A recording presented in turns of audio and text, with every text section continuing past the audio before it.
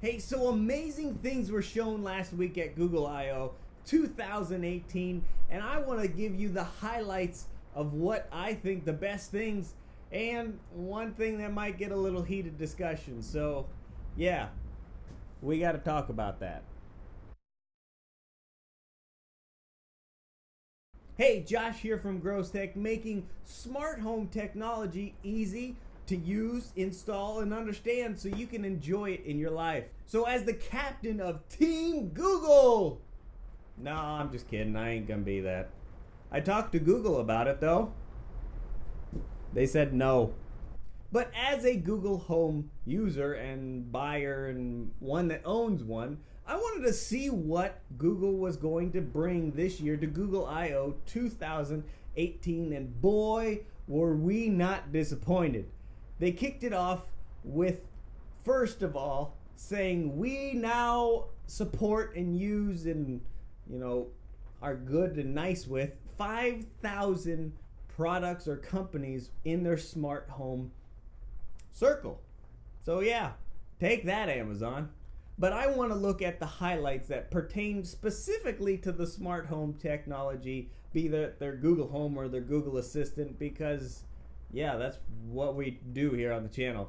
But yes, they announced their Android P, they announced things for maps, all this other stuff, but we're just going to focus on my top 7 things dealing with the smart home technology. First off, they introduced 6 new voices to the Google Assistant. Me, I'm still going to go with the first one because all the other ones sound exactly the same and I didn't really care for them. Couldn't understand them, but that's just me. If you like them, hey, choose one of those. They even talked about bringing on famous voices like John Legend. Why not Morgan Freeman? I have no idea. But hey, John Legend is the first one of many, I'm sure, to come to being a voice in the Google Assistant.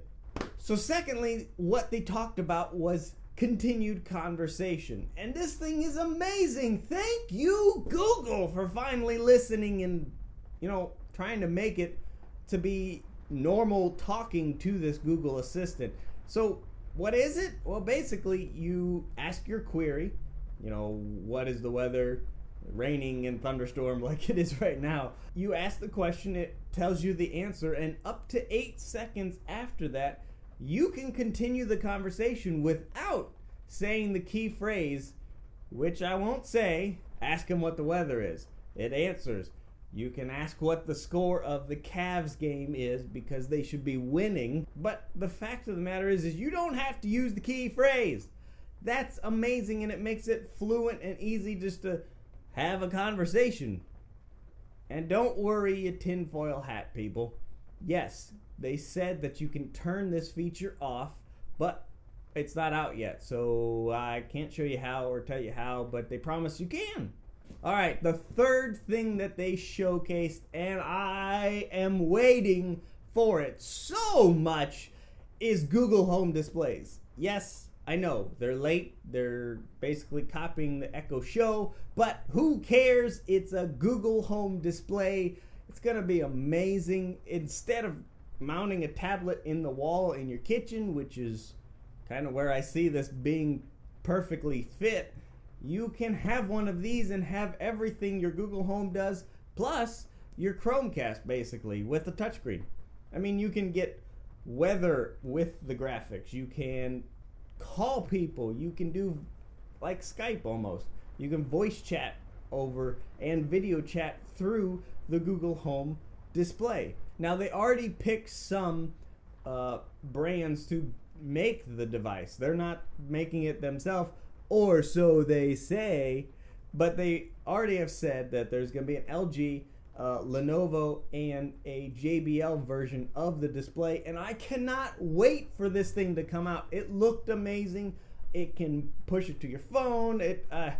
I can't wait. And they said it's supposed to drop and start sales this year in July at some point in time, so look forward to that, and so keep tuning back in because I'm getting one. So the fourth thing that they talked about was multiple actions, and as simply as I put it, you have 2 things you say in one sentence, like turn on the lights and what's the weather. Well, it can kind of do that already with the and word in the middle. Obviously, it's this and do this. Well, sometimes you have an and in that question or statement that you give Google that isn't two different things. Like they said, who won the game of Pelicans and the Warriors? Obviously, that's not two things it needs to do, but they're touting and showing off that their Google AI, the new Google AI, is able to look at the whole sentence structure and say, is this one action or is this two actions or multiple actions? So they were showing that off as well. All right, so the fifth thing is pretty awesome. We'll see how it works.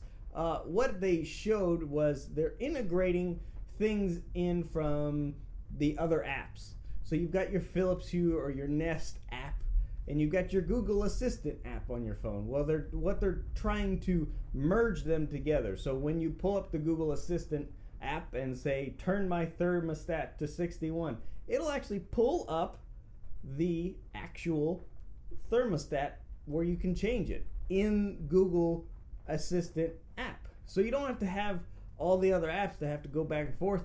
So it's pretty cool. How deep is it going to get? How much are you going to be able to do? It didn't really show that much. Is it going to work with all the other different apps?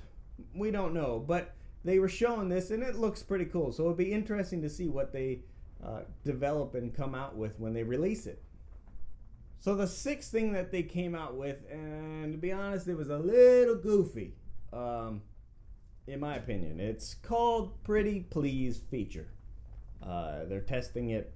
Basically, what it is making your kids be polite and respectful.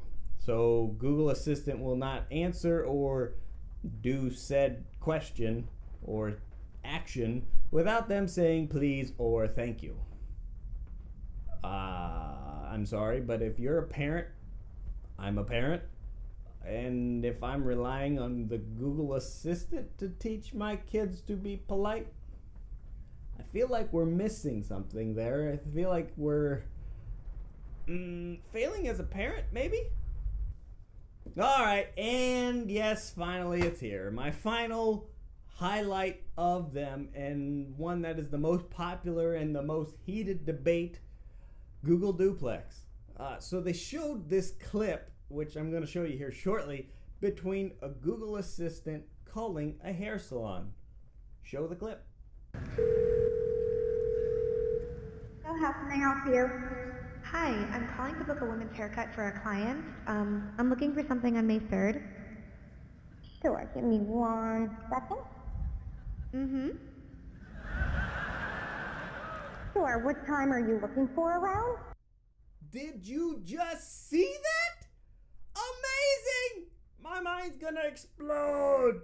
I'm telling you, it sounded like a human talking to the person at the hair salon.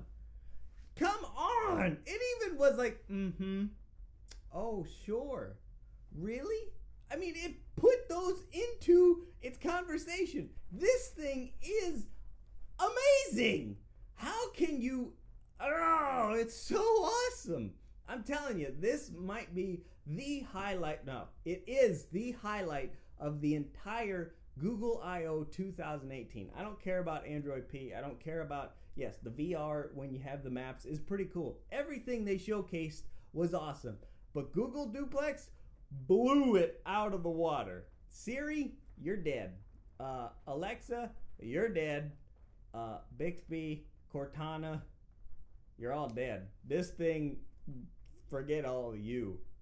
But just like everything amazing and comes out in technology, there's always snowflakes to get in the way and screw everything up because they're gonna be afraid of it, or they're scared of what it could do, or they're worried, I'm a human, I need to know if I'm talking to a robot. If you're too dumb to understand you're talking to a robot, or the AI is that good that you're talking to a robot and it doesn't sound like one, who cares? Really, the point of Google Duplex was to help you be able to make phone calls for hair appointments, for doctor's appointments, for dinner reservations, things to help you, to make it easy for you. It's like a reminder. There's nothing wrong with it. Okay, but you could use this to do bad things. Yeah, hey, where is all the heated discussion about you're too dumb to teach your kid to be polite? And so Google has to come in and say, you have to say please and thank you before it'll work. Hey, how about you teach your kid? Where's that big heated discussion? Oh no, this is an ethical decision and discussion and dilemma about a human talking with an AI and they don't know it's not a human. Grow up! I'm so sick and tired of you about everything cool. So they're saying that they're worried because humans should know when they are talking to another human and it would degrade a human if they don't know. I'm serious. You can't make this up. They're literally fighting it and big discussions about it. Seriously, these people are saying that you have to announce to them that a human is not on the other line, that a robot AI is going to be calling you. By the way, you're talking to an artificial intelligence by Google Assistants. They literally want Google to put that in the phone conversation first to let the person know. Do you think, A, the person on the other line cares? If you call me and I'm working at a restaurant and I take reservations, hello, you're AI. Why do I care? Do you need a reservation? That's my job. Why does it matter if a human is calling or a artificial intelligence is calling? It doesn't make sense. The worst part about this is the stupid snowflakes got their way. Google backed down and said, oh, we're sorry. We're sorry. We'll be politically correct. We won't hurt anybody's feelings. So we will announce that an AI is talking to you on the phone and it's not a human. Why do you people ruin everything? 1 second. Ah! I really think this was a waste of an amazing technology, and honestly, they're destroying it every single day that they want to pick on it and everything. I'm tired of them wanting to destroy spectacular technology and find fault with it at every single side and problem. Why? Why can't you just let us have technology and let it go? Let it grow and become amazing. And honestly, if it was between you and me, I really think Google should just forget they had that conversation and just go ahead and keep going forward, and the little snowflakes won't even know because it sounds like a human anyways. Okay, anyways, my blood pressure is at an all-time high because of this, so let's end the episode there. Thank you again for watching the Gross Tech Show, and as always, God bless you guys, and we'll see you in the next video. Bye.